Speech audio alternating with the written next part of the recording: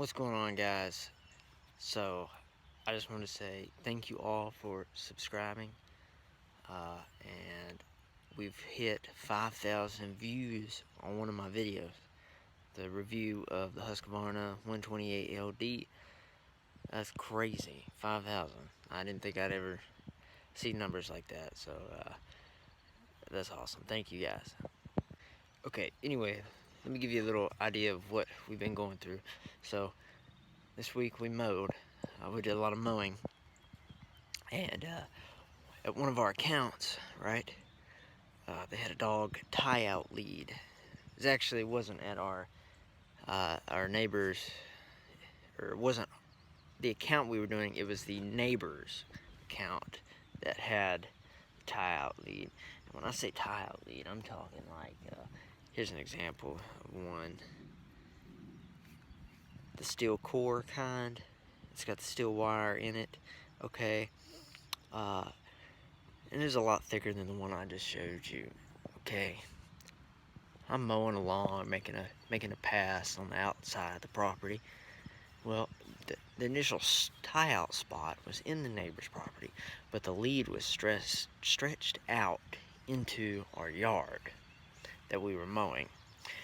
And I got close enough with the mower that the suction from the blades actually sucked it right into the blades where the spindle was and wrapped it around there. And you talk about a nightmare trying to get free.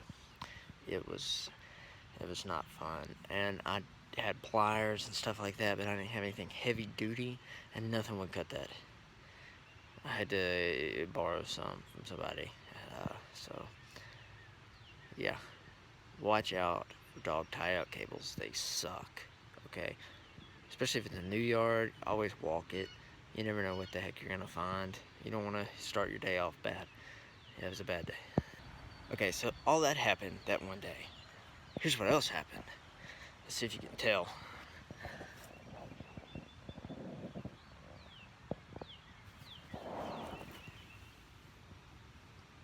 You see this? You see this? Hold on.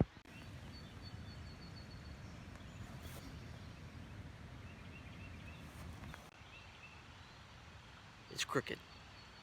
It's bent backwards. So that's something else I gotta fix. Let me tell you what happened with that. Had a guy, he was driving the 12-foot trailer. Okay. And it's just, first time, but he's doing real good. But we had a narrow driveway entrance in between a building and a fence, very small. And honestly, the trailer is probably max width to go through that opening. And guess what happened? It clipped the corner of a little garage building they had, and it damaged a siding piece, like a corner piece of vinyl siding. So there was that on that day too. So we've got to replace a piece of vinyl siding, got to fix the trailer, had to fix the mower, all in one day. And it wasn't even a Monday, it was a Tuesday. Okay, that was the start of the week. Okay, so that was, had an ordeal.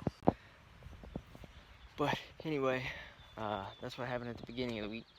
Now, we've been doing a lot of quotes and lots of jobs coming up with sod and grass seed, some straw. Privacy fences are big, and I'm not talking like, I shouldn't have said fences, privacy screening like shrubs. Those are big this year apparently.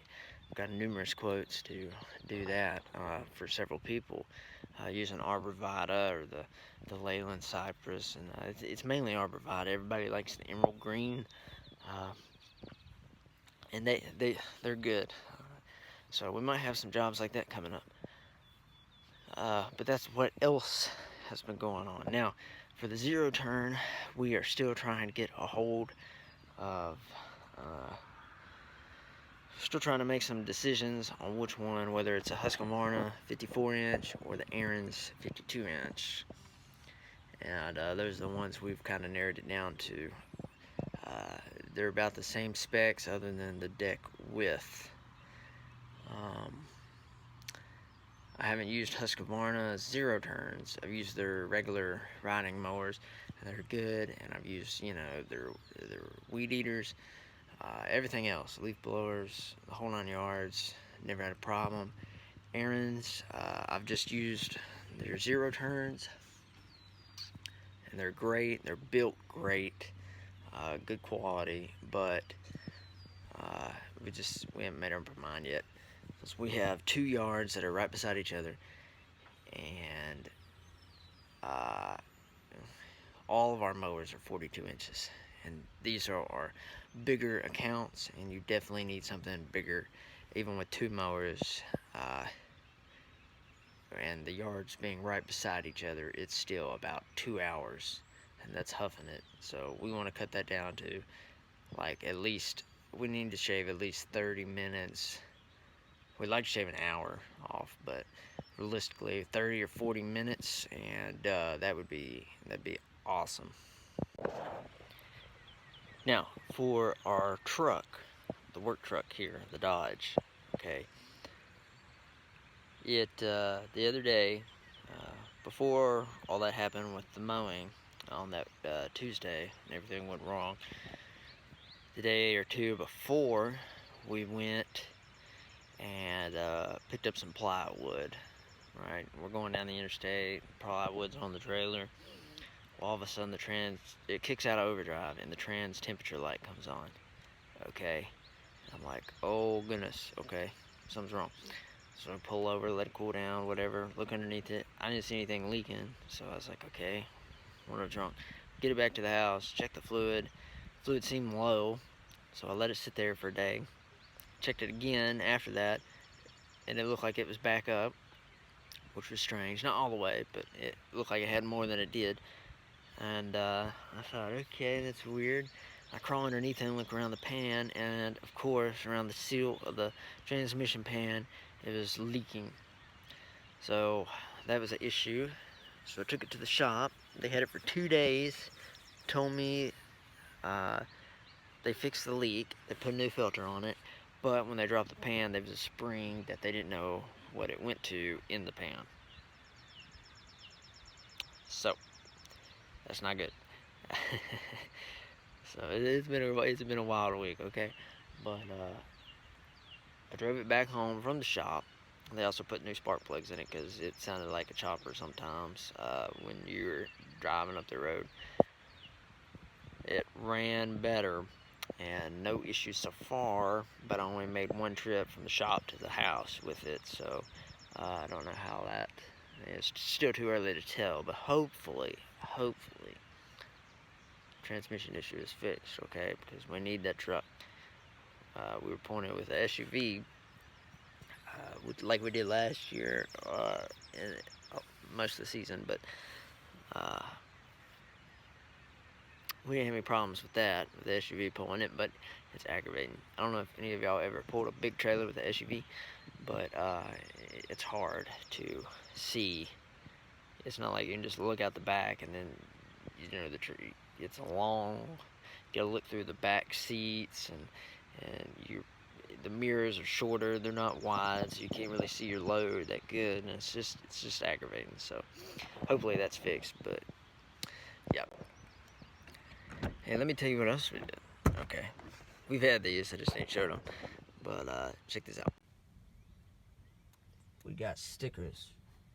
We got them on our hard hat, which is pretty cool. You know, it's extra advertising. Got them on the trailer, on our mowers. So if we're parked somewhere and somebody can see it, we don't always have to have the signs. And it also helps if we hide them on certain places on the equipment.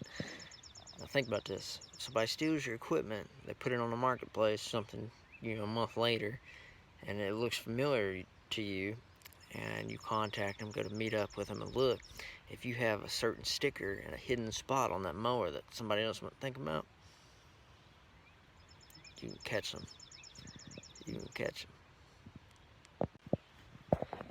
Okay, also, we cut some trees yesterday.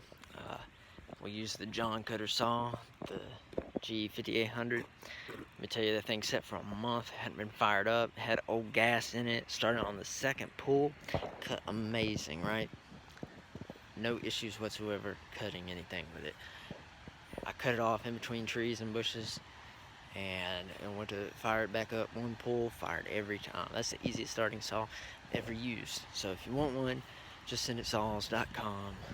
Check them out. They're great. That's where I got mine from. Okay, but anyway, guys, that's all I got for today. Just a little update. Got a lot going on, a lot of quotes. We're gonna have to do some of this treating for dandelions, so that might be in an upcoming video. I'm not sure yet, but anyway, thanks for watching. Thanks for subscribing. Thanks for the 5,000 views on that one video. Every one of you all are awesome. Alright, I appreciate it. Thank you all so much. Now be safe out there, stay kind to one another, make the world a better place, right? That's what it's about. We're here to help each other, and yeah, peace.